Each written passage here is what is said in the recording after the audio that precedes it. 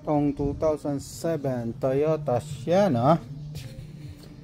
Papalitan natin ng power sliding cable. Ayan yung parts. Hindi gumagana, hindi nagatatik, wala na, putol na. Wala na rito yung cable.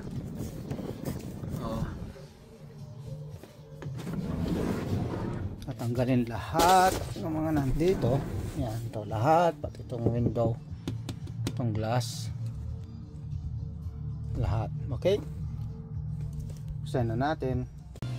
Ayan, tinanggalin natin yung cover dito. Tapos tatanggalin to, ito, and then tinanggal ko na rin tong cover. Ayun.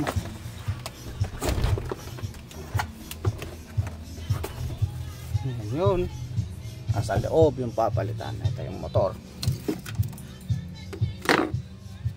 durog. Okay, talin pa natin to, yung window. Okay,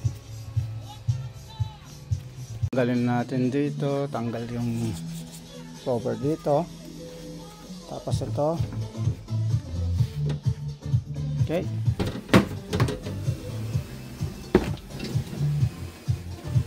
then tanggalin itong salamin.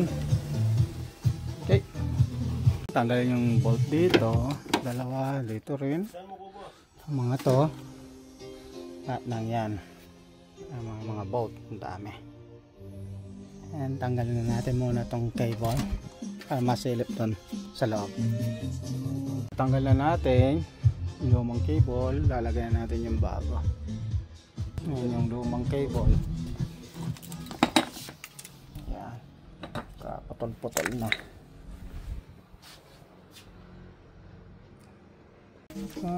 Nailagay na. Dapat i-timing to, natanggal lang. Ayusin natin pagkalagay. Okay. Same wrap lang dapat ito. Okay, timing na natin yung cable. Okay na natin. Ayan. Sabit na natin yung cable. Ito yung dun sa taas. Ito yung bago. Ito dun sa baba. Ito na, ilagay na rin yung cable dito. Ito sa likod. Yan. So far muna, testing muna natin, pero balik ko na muna yung mga ibang wiring, mga cable. Okay, naibalik na yung iba, testing na natin, naka-on na. Hindi ko pa pala inandun sa yan. Yun, yan pa ulit.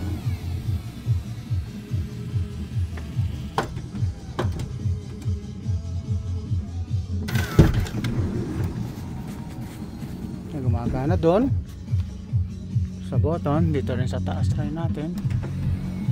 Yun,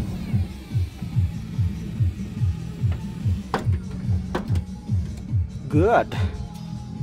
Balik na natin lahat, yung window, lahat.